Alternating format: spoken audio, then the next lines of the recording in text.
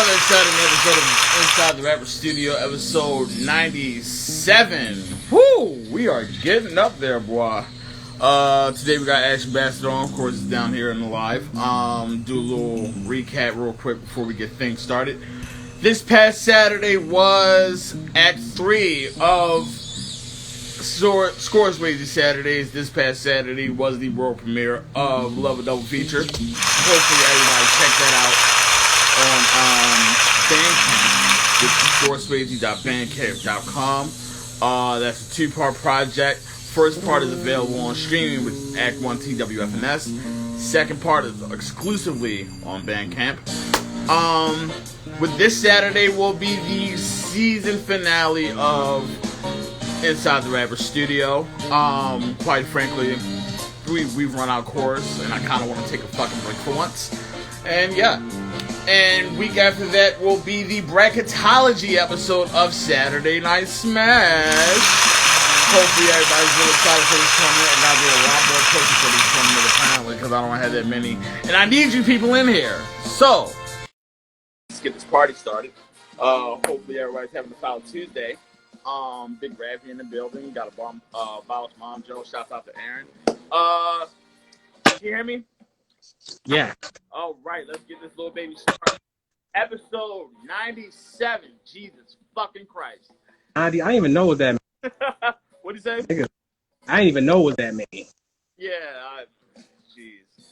97 episodes in. Of course, it's Inside the Rapper Studio. I'm your host, Score Swayze, and today we have a very, very special guest in the building today. Of course, everybody's a special guest this week because, quite frankly, it's farewell week. I want on a high note and shit like that. Let's take you guys back to the beginning of the year before legit before we died.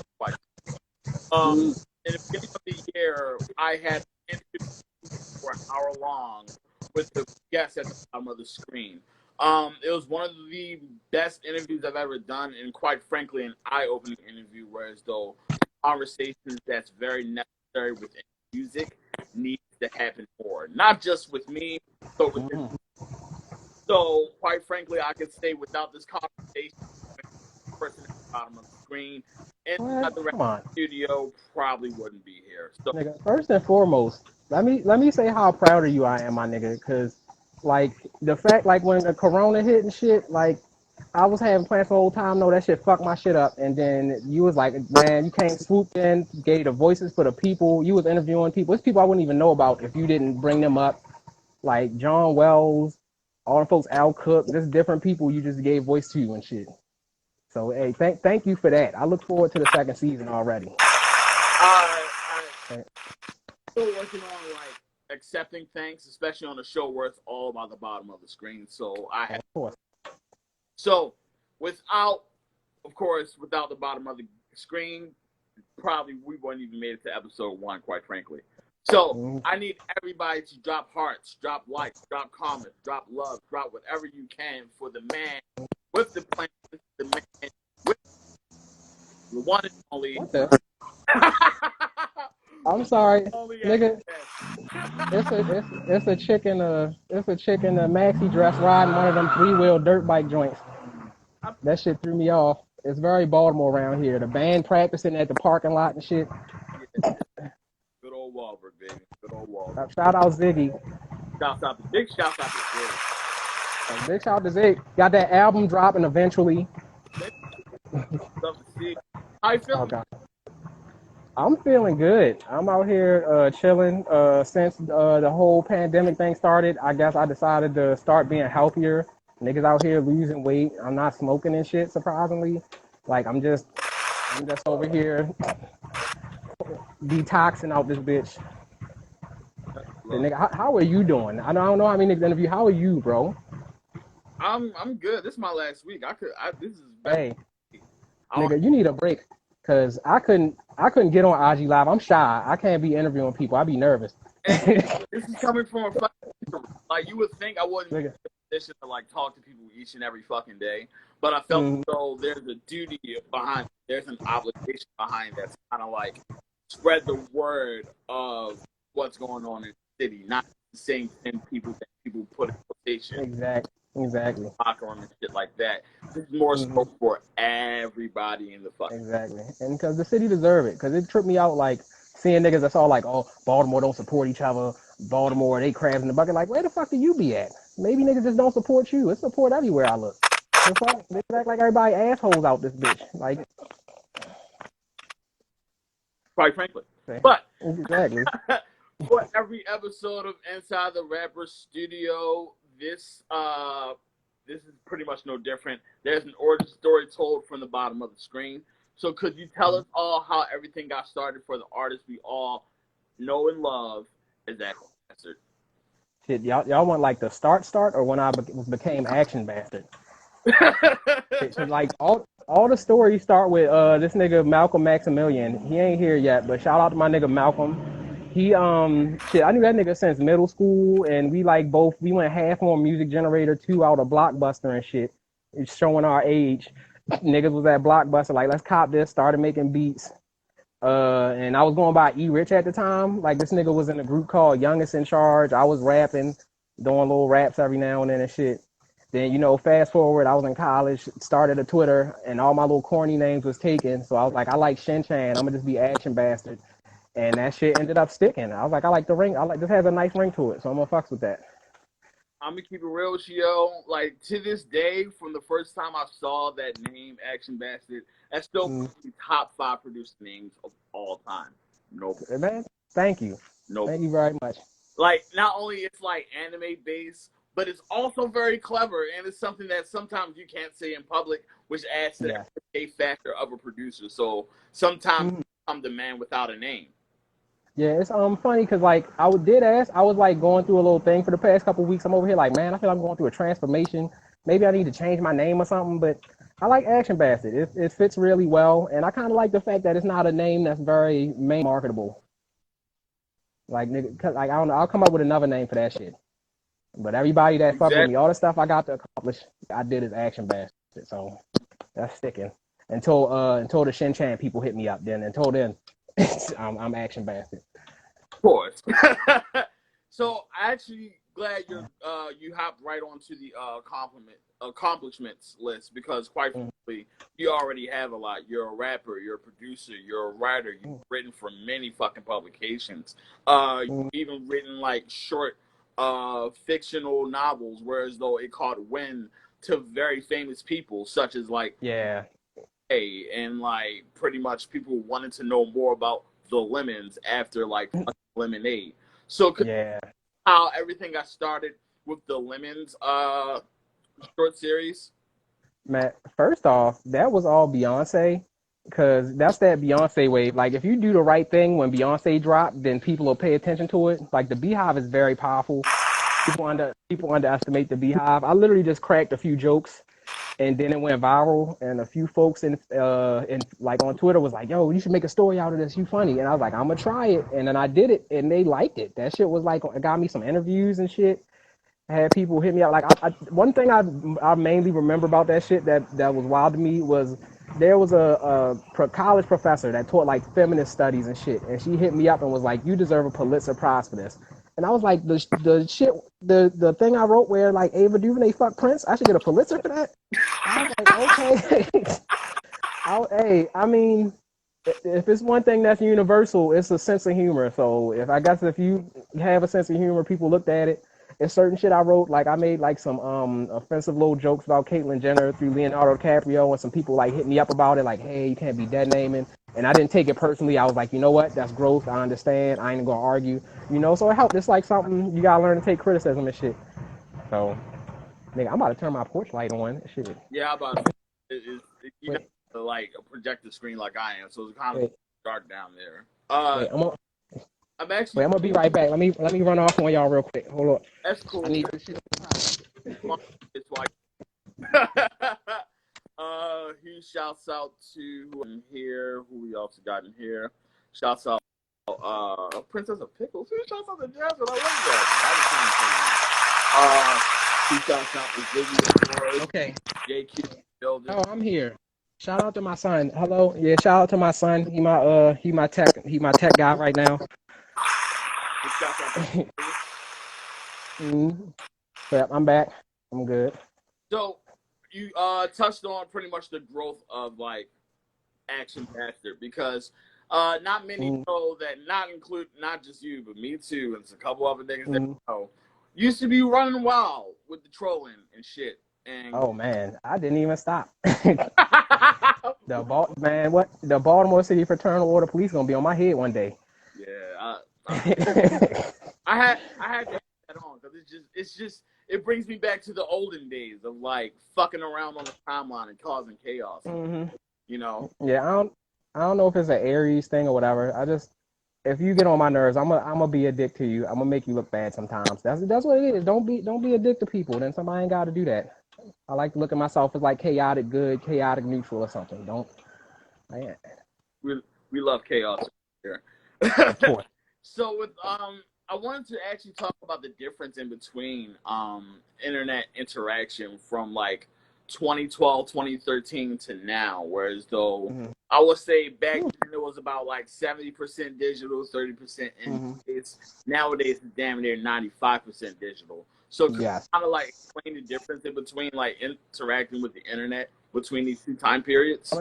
I mean, I guess it low key felt a little more underground. Like each year that the internet exists, it feels like it's getting more and more mainstream. Like kids don't understand. It was a point when like we had websites. Now companies just be like, go to our Facebook, go to our Twitter, go on social media, talk to us, and then like you got the account cracking jokes with you and shit. Got motherfucking Wendy's making wet WAP references and shit. Like it wasn't like that. It was more of a place like niggas like back when niggas was on Tumblr. Like it was more like, I don't know, grassroots and discourse oriented. Now it feels like at any point, just anything could jump in your conversation. Take something. Some could go viral you didn't mean to, and now you got fucking Popeye's chicken talking to you about it. Like this shit's it's ridiculous. It's much like I guess you could say the internet's bigger almost in a way. Is it almost like pretty much the subculture has become the main culture? Basically, I guess it's like a common part of culture. It's a lot of shit. Like I'm sure hippies were fringe culture at one point. It was just a bunch of niggas just in fields smoking weed, rolling in the mud and shit. And everybody's like, they fucking weird. And then like 20 years later, that shit was like a look. People taking looks from it. They inspired by the philosophy and shit. Like they don't even know the full story or really feel the energy of it, but they just know this what it makes me think of. Like that's what we're gonna be looking at in the future and shit. So Is it more so like a thing that happens now, or that it could never happen before? So the subculture becomes, because it almost seems like nothing is subculture anymore, and like everything's at the surface. and yeah, I think that's the weird part. Like, so much shit. Like, I think the main thing nowadays with how the internet's set up, everything moves so much quicker now. Like, we don't have the stuff. Like, what the fuck? The fucking Megan Thee Stallion got shot in her foot not too long ago. Now, like, niggas barely talking about it. Could you imagine if, like, I don't know, niggas shot motherfucking Eve in the foot? Could you imagine if Eve got shot in the foot by fucking Nelly or some shit, or was hanging with Nelly and got shot in the foot? We hear about that shit for months. The Yeah, source would still be making magazine articles about it and everything. Now she just at the club, she put out a new song. Niggas barely care. Like everything moves so fast. We don't there'll, even have time for culture barely. there'll definitely be like 2 seasons worth of comic view with jokes on it. Honestly. Man, what? Listen, it was like how Eve get shot by Nelly and shit. Where was DMX at? He ain't had no dogs. Be a bunch of jokes and shit. This is funny. But at least now with the internet, there's discourse. Like people who care and shit can speak up, and I think that's one thing people don't like. They call it cancel culture and all that shit. But more people have a voice. So if you want to do some certain shit, you are subject to the public at that point. So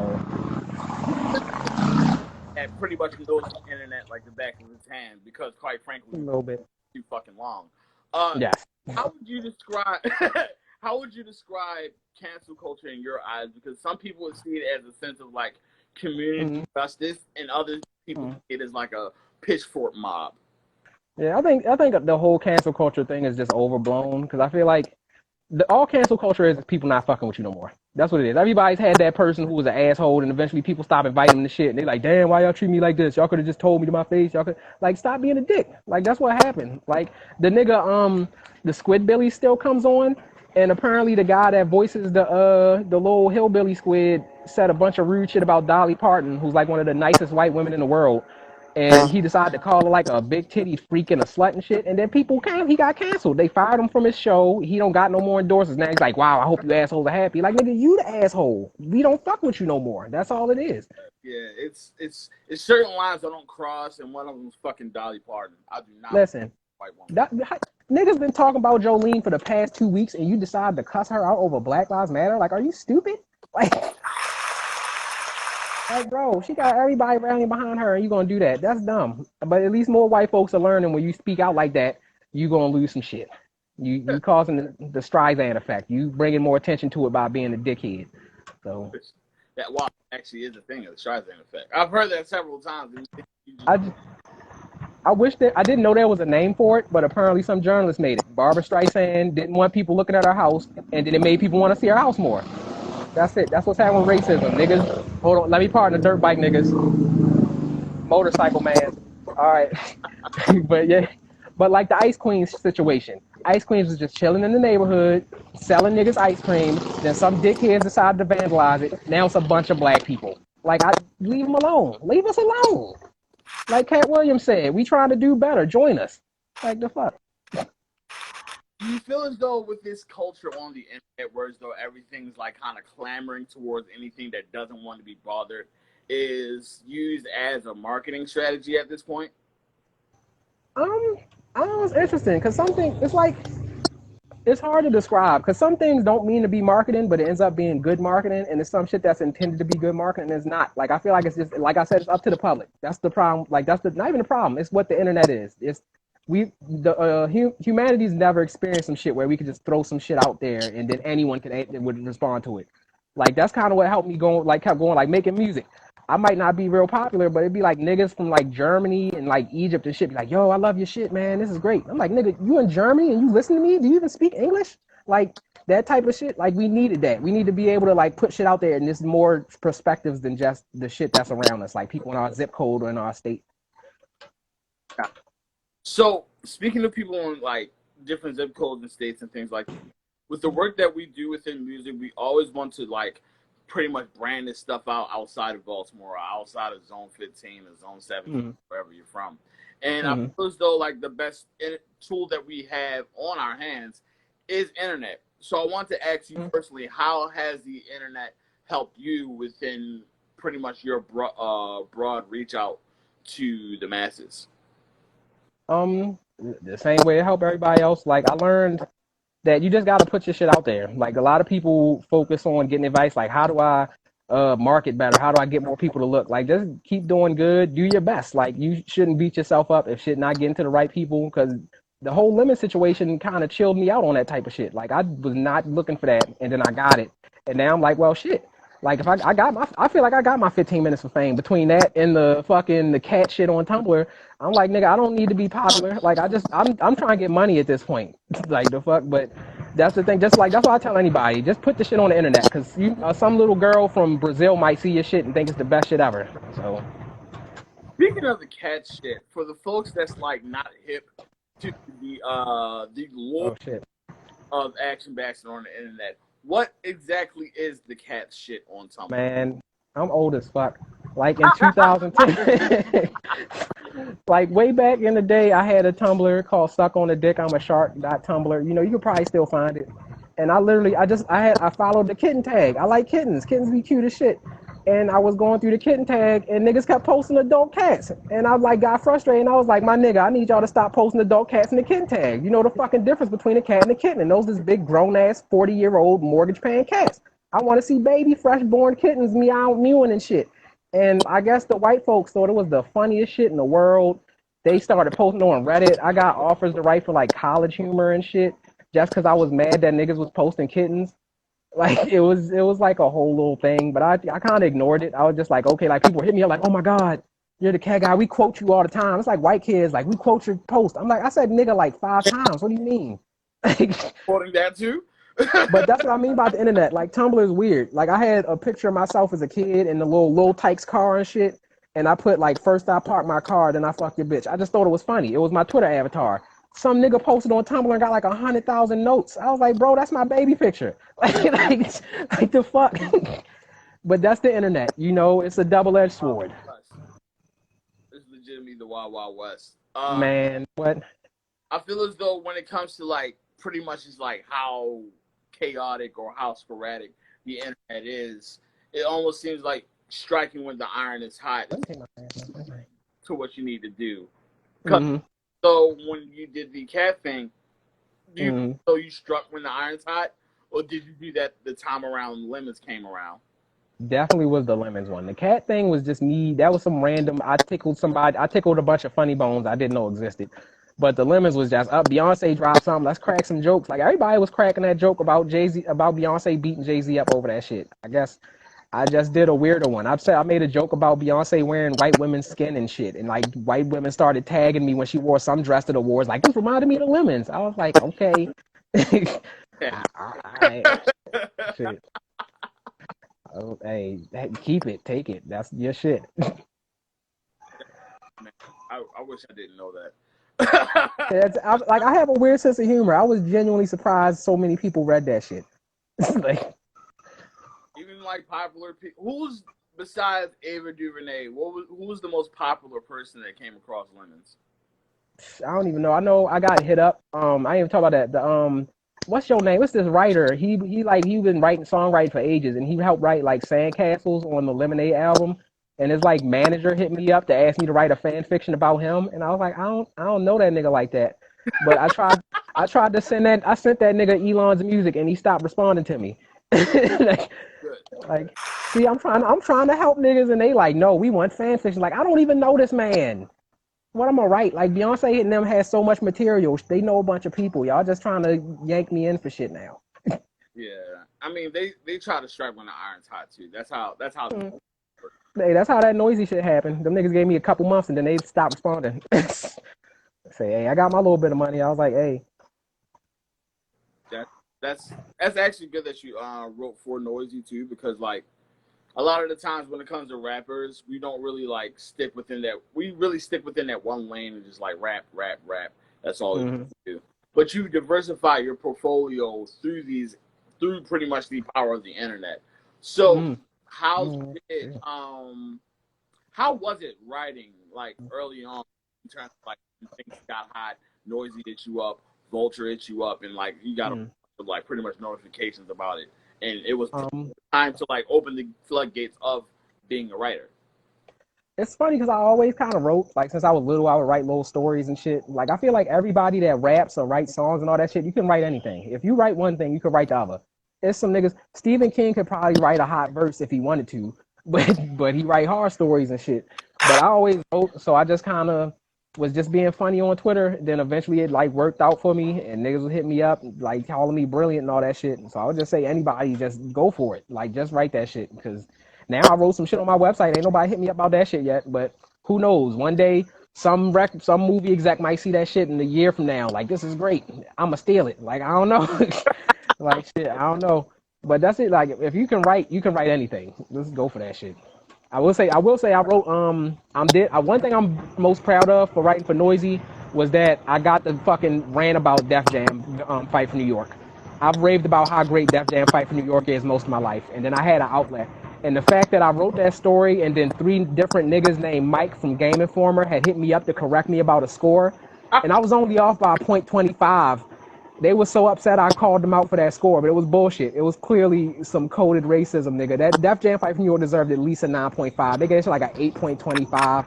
I was like, no. But now, shout out to the nigga on Twitter, Solo Dev 81. He's like making like this fan remake of fucking Def Jam Vendetta or Def Jam Fight from New York. He putting like Takashi 69 and Kurt Cobain in it and shit. And he even said he might hit me up to like help with writing or some shit for it. So shout out to him. Yeah. Hey, I'm hoping that shit get on like the game magazines. That was my dream. I don't want to help Def Jam. They game suck. They made Def Jam icon, but I do believe in this nigga. So We don't forgive Def Jam Icon for anything. absolutely not. They should have never had niggas scratching the air. They are not DJs. They are rappers. They should have been scrapping. Had niggas. Oh, don't even get me started. But yeah, shout out to Solo Dev 81. Look up Deftunes. DEAFTUNES. Deftunes. That's the name of it. So I don't know. I think I said it yesterday, and I don't know if anybody can tell on this interview. I'm in Um, the dark. I'm not doing any fucking production notes. I'm not doing any fucking research. Mm, Legitimately fucking freestyling. But like, I'm really just asking people whatever the fuck's on my mind at the moment. Like, Shit, that's smart. no, I've checked out. Checked out at this point. Like, past 30 episodes, I'm just like, Say you on that, you running on fumes and shit. But I'm on hey, autopilot. Fuck it. that's why I'm glad. Hey, nigga, this is the same reason I did you for my first interview on Whole Time though. I was like, let me go all up and ask this nigga some questions and shit.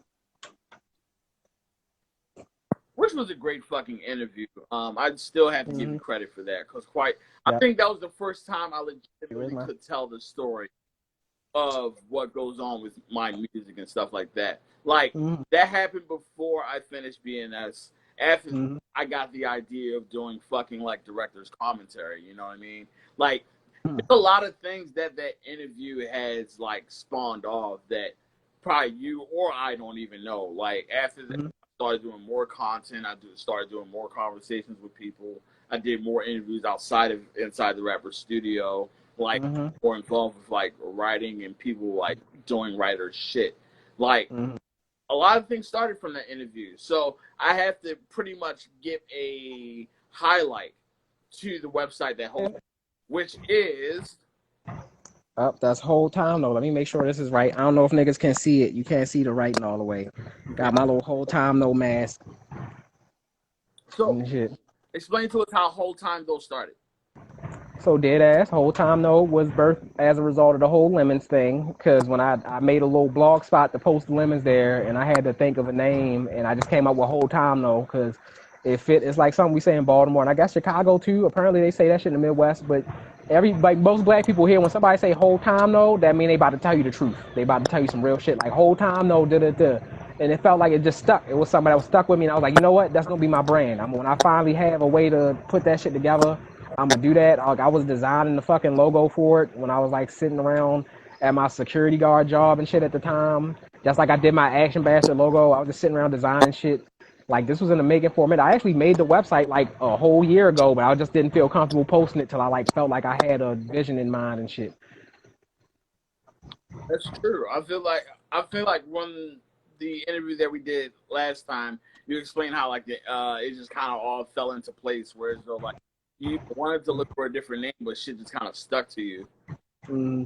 Yeah, it's, that was just the name, and like one of my main goals for my website was that I wanted to force my music taste on people, because I got tired of just telling niggas what to listen to on Twitter and they can just scroll past it. But now I got my little Whole Time No radio shit, so anyone could come there at any time in the future as long as it's up, and they could just click through my shit and see a bunch of musicians that I think they should fuck with, and they'll like look at. Like, I fucking Grimalkin Records, shout out Grimalkin Records. They were talking about Backwash, and I was like, who's Backwash? Let me check their shit out, and it was cool. I was like, yo, I fuck with this. I fuck with their work. And then like they blew up. Backwash getting awards. They on magazine covers, and like I don't feel like I'm part of the responsibleness. I'm just glad to know that I was there to see that happen, like right at the moment the fucking match struck. And then I featured Death IRL, another they make like metal rap type shit, and they ended up collaborating. I was like, nigga, this is beautiful. Like, I won't say Whole Time, I won't take credit for them collaborating, but just seeing two artists that I featured and fuck with, like, connecting like that, that's the type of shit I do this for. I want to help build the community. I want the niggas to see that, like, when they look at their history and shit. Do you consider yourself a visionary, Action Bastard? Not at all. I'm just a nigga doing stuff on the internet. Like that's the thing. Like, I appreciate like compliments and shit. Like, but I feel like when it comes to like saying that type of stuff, like being visionary and legendary and shit, like that should be something other people can tell you. Like, if somebody just goes and asks about you unprovoked and people just start saying that, that's when it's genuine. But if a niggas run around like, yo, I'm a visionary, I know this shit, da. But at the same time, don't be humble. Like, niggas, I learned humility doesn't do shit for you. That's why I just started saying on Twitter, I was like, nigga, Drew Hill Park Renovations is the most relevant rap song to come out of Baltimore last year. Tell me I'm wrong. No one told me I'm wrong, so I must be right. Like, that's it. So at the same time, if you feel like a visionary nigga, go for it. But me personally, I just be out here doing shit, like trying to be myself and helping other motherfuckers get ahead. Like, nigga, I'm in welding class. Y'all figure some shit out. I'm trying to get this welding certificate, nigga. Shit. So with Kasha dropped the fucking fire emoji. Already, how my nigga Kasha, bro? I gotta hit him up, yo. That's my weed bro right there, bro. That Tenchi Masaki joint we did is a classic. Kasha was ahead of his time. Novella was ahead of his time, and I will say this until I'm 50. Like, I be telling niggas that shit, bro. Now a bunch of niggas sound like that. All right, fuck it. Kasha's already here. We gotta talk about Kasha. We have to talk about Tom Castle's position that he is, quite frankly. How much do you worship him? Because I worship him a lot. Man, I love that nigga. Like when we was like doing Elite Hunters Club, I know I was real like shaky about like bringing niggas in. Like, cause first it was me, Eugene, Terrell, and Tim and shit, and they be like, "Oh, Burko want to join." I was like, "Let's give it some time. Let's make sure he cool." And then we brought Burko in. And they was like, "What about Kasha and shit?" And I was like, "Well, let's check this shit out." And I fuck with it. And Kasha was like one of the most experimental niggas in the group. Like he was like he was making what's the name? The Tokyo joint. It was like real experimental. He was doing that shit. Him and Burko started So Nice yesterday, and they was making shit. Like it was a period when like niggas wasn't talking like that, but I was still listening to that shit. They had the joint where they sample Nasty Girl, the fucking joint, and I was like, this shit slap. Like I was glad to see them niggas getting coverage because no matter what happened with Elite Hunters Club, and I told the niggas at the time like I'm mad, but I still love y'all niggas. I want y'all to succeed. Like we having a misunderstanding, but y'all niggas is great. And no matter what, I want all the niggas to get famous. If I get fucking famous, my nigga, if I get a look, I will make sure that niggas know who Burko is, who fucking Eugene is, because Eugene got a fucking shout out from Combat Jack. Rest in peace, Combat Jack. Combat Jack fucking shouted Eugene out and posted his music. That shit inspired me more than a lot of shit. So just all them niggas there. Tim, fucking shout out Tim. That nigga's great. He supports everyone. Like that nigga, like I don't know what to say. I'm about to tear up because I love these niggas. Like I don't even know what to say. Let it out, yo, because like I feel as though like episode. Yes, Rose Gold. This is what the fuck I'm talking about. You see this nigga Tim just told me the name of the song I was talking about. He's our historian. This is the nigga that's gotta make the documentaries about us and shit.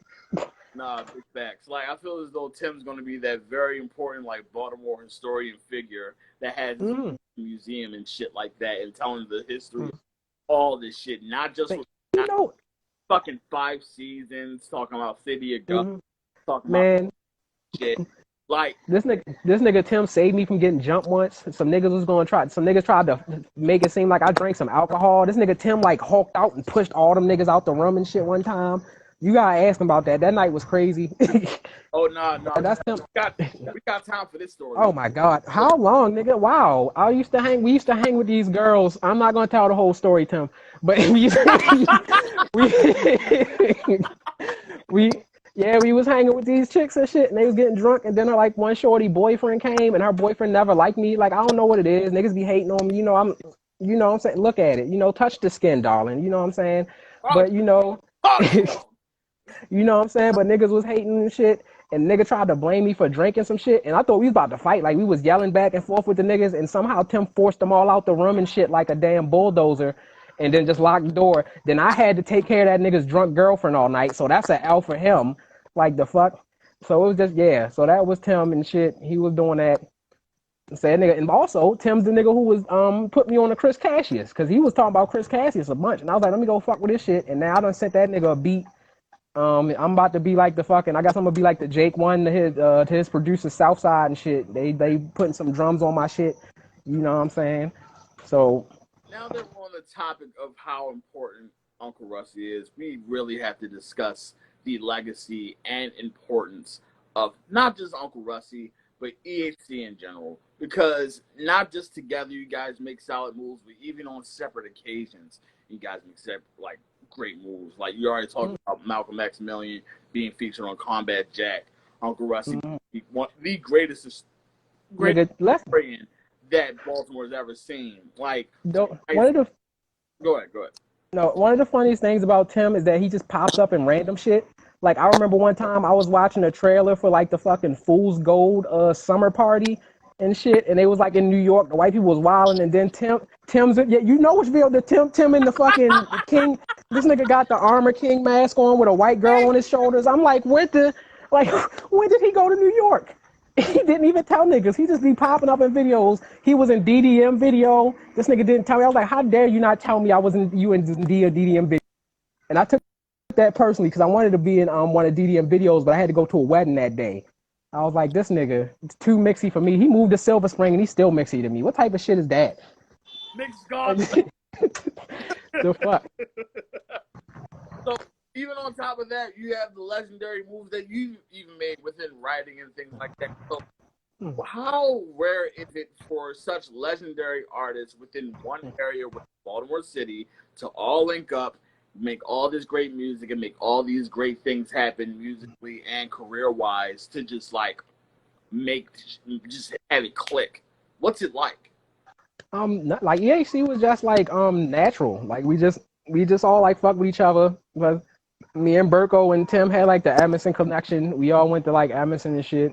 We just all like different folks. I guess I want to say we like kind of stood out. If niggas paid attention to us, we kind of stood out in the scene. Cause there's niggas who like said like they did some shit. And they was like, yo, we was inspired by EAC, yo. And I was like, I wouldn't know, niggas. The magazines wasn't talking about us. Newspapers wasn't talking about us. I'm emailing niggas our music. They like, you know what I'm saying?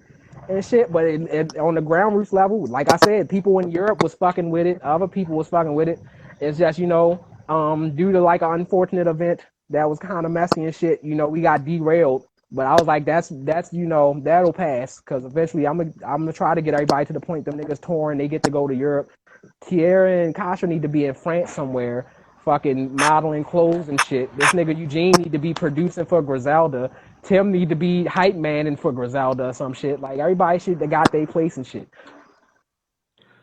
Do you feel like you guys are unsung heroes at this point? Because there's so much inspiration that comes from EAC. Even on my side, you might not even see it, but like quite frankly, like I've told you on several occasions, like when it comes to my production skills, top game is legitimately Control C, Control V action.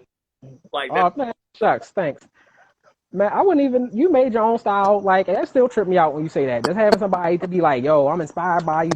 Like you out here making shit, nigga. You got Rob Van Dam to do the outro for your album. Don't compare me to you anymore. You the nigga. You out there. I'm learning trade skills and shit, and you out here getting wrestlers to vouch for you and shit.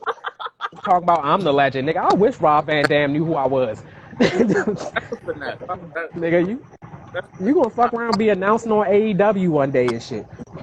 Don't see.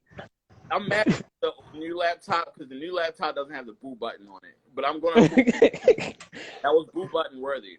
Sure, I'm an AEW supporter over here. I'm Big Swole team, Big Swole over here, buddy. I can appreciate that. Everything else. But nonetheless, Hi, Dr. Shanika.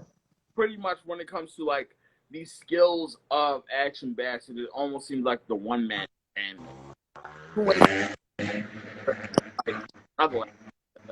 even when it comes to the website, whereas though it's just like a one man machine. Does it ever feel like overwhelming with the work that you do, or is it just like stuff that just flies out of you at the time? Yeah, no, one of my favorite like platitudes is if you want something done right, you got to do it yourself. If I'm not getting a bunch of help and trying to make people do shit for me, I won't be mad at how it turns out. Like that's why the whole time though took a year. I was just designing it myself. I was like, I'm gonna just throw this up. I'm gonna have a plan and I'm gonna work on it. Like the Corona shit, like derailed it a little bit for like my original plans because eventually I want to have video content. Like my friend Chris does like a high heel dance class. I've been telling him for years, like nigga, I'm gonna come to your class. I'm gonna learn how to dance in high heels. So now I'm gonna have to do that shit for the whole time though, And shout out to NB got the food, the spicy foods and shit.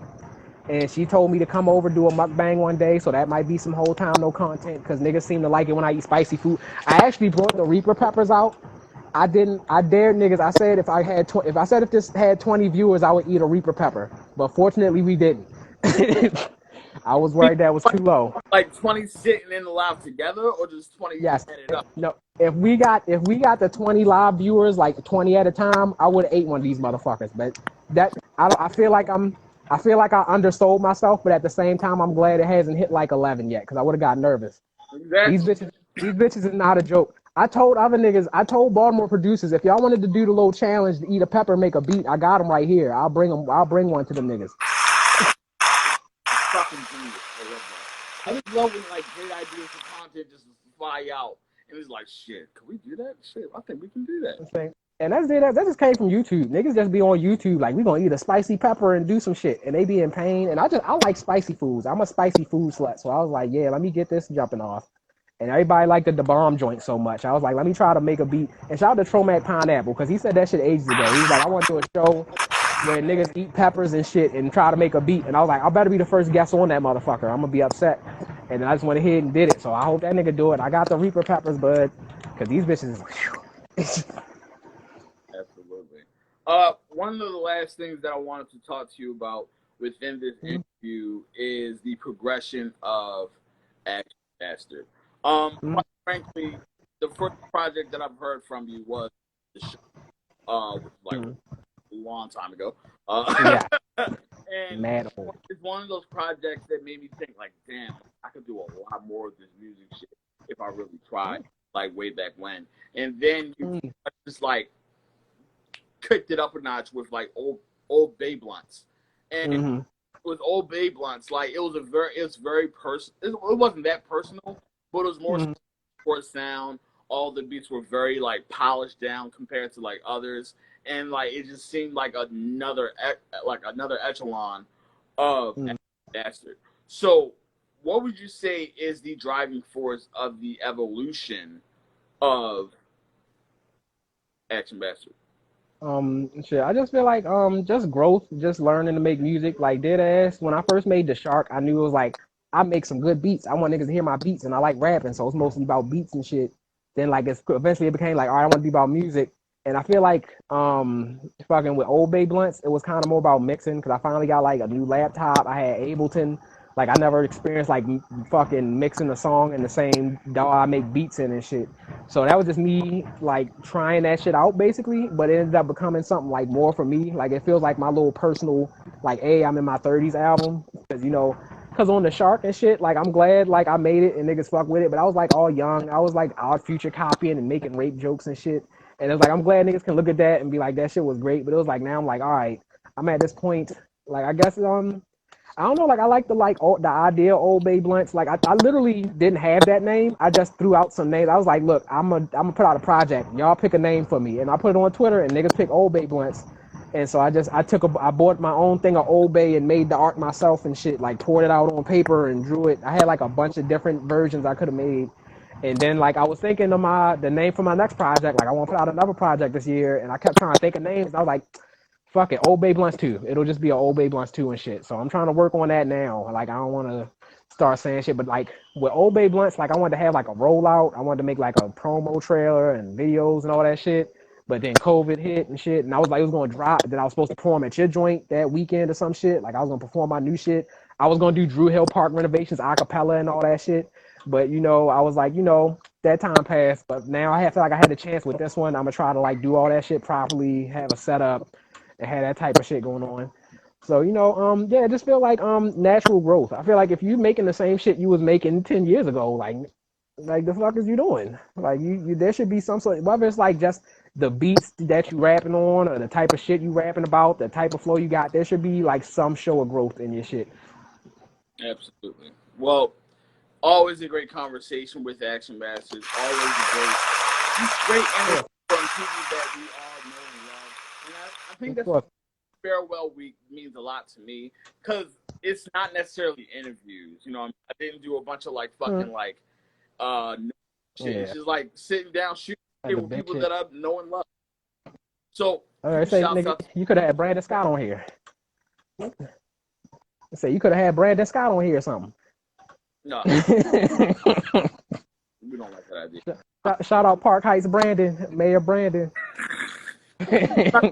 Anybody that works for the fucking state, that's not working. That's true. We not feeling that right now. That was a faux pas on my part. Yeah. Let me not do that. Niggas burning police departments. That's not. Exactly. That's not lit. But nonetheless, thank you very much for taking time out of your day to answer all these TMZ questions. I really do appreciate it. Do you have any last words, any last promotions, any last propaganda for the people? Shit. Hey sis. All right, I'm sorry, my sister-in-law. But yeah, shit, what do I have to promote? Just wholetimeno.com, of course. Like pretty much everything on there. If you click the words button, I got some interviews with Score Swayze. I have an interview with Amaris Ebony up there. I have some other interviews coming up. I'm not gonna spoil them, but I should hopefully have one up by the end of this week.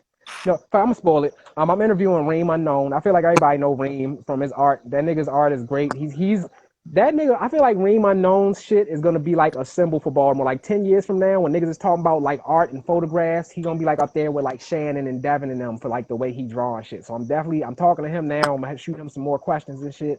What else?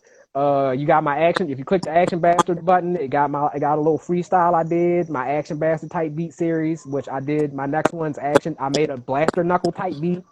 I'll post that soon. So check that shit out. If you click on info, it tells you some more about me. If you scroll down, you can see all the little whole time no radio posts and shit. A lot of different folks in there you should check out. Shit, I don't even know really what else to promote except all the niggas I was just talking about. Just check out everybody. Go to wholetimeno.com. That's why it exists. Look at that bitch and just learn about that shit. And it's, I got one thing coming up. Hopefully, I'm not gonna spoil that one, but if it happens, I'm gonna be real big headed about it. So niggas will know if it happened. But yeah. So that's about it. I just been chilling. I'm dead ass getting addicted to welding. I didn't think it was gonna be like that. Like I joined this shit. I was like, I'm gonna learn a trade. Like I heard how much niggas get paid, bro. I started doing shit. I feel like a crackhead now. I was like, yo, I need to burn some metal. Like this shit. So, so yeah, that's like kind of fulfilling me like in the physical part. That's like my little self care. But outside of that, I'm doing my usual whole time no shit. I'm gonna try to come to the like New Love joint they having on Friday. Y'all niggas might catch me there with my little whole time no mask on. So you know what I'm saying. That's about it. And I'm be tuning into this and shit when I can. Absolutely, man. We love it. Coming up next on Inside the Rapper Studio tomorrow, we have Beth Banger on. We're going to be talking about her projects from this year, such as Don't Leave Me a Voicemail and Hard Fire. Also talking about creative content for this year. It's always a great time for these fucking interviews and things like that. Yes. Shouts out to everybody that's been in this live, whether it's 1 second, 1 minute, or the entire show. Huge. Shout out to all y'all. I fucks with all y'all. Yeah, man. Like, this is legitimately like a fucking Twitter reunion, whereas we used to fucking geek back in 2012, and now we're just old, depressed, and on. I know, basically. You saw I went and found the old music video and shit. Niggas was mumping down the harbor. They still got it, yeah. I dropped my water bottle. See, you left the month. The month, like, the month left you. You didn't. It did. I'm getting old, my nigga. Yeah, I'm just two-stepping now. I'm dancing like Snoop Dogg and shit. Oh. But nonetheless, I really appreciate everybody that's been this live 1 second, 1 minute, or the entire show. Huge shout out to IG for not shitting in bed this time around. Yeah, you see, I got on my data. I didn't use Wi-Fi. I used my data this time. Oh yeah, I turned the data saver off and everything. Turned the battery saver off. I'm like, I need that good connection. See, we appreciate these things at Inside the Rapper Studio. So thank you very much. So hey, you welcome. Of course, gotta thank everybody. Thank the person at the bottom of the screen. And thank the person at the top of the screen. Of course. You know how things go. It's been 97 episodes. Like you should know the process by now. But that's neither here nor there. From your host of Score Swayze, apparently. From your host of Inside the Rapper Studio, Score Swayze, and our wonderful, wonderful guest of episode 97, Action Bastard. Once again, thank you. Look at this nigga Trayvon. You late, bro. Where was you at? Always late to school, boy. It's all love, though. It's all love. Yeah. So, of course, from your host, Score Swayze, and our wonderful guest of episode 97, Action Bastard, I would like to tell you guys, thank you very much. And as always, wash your hands. Yes. Stay in the house. All right. Appreciate it. Appreciate you, brother.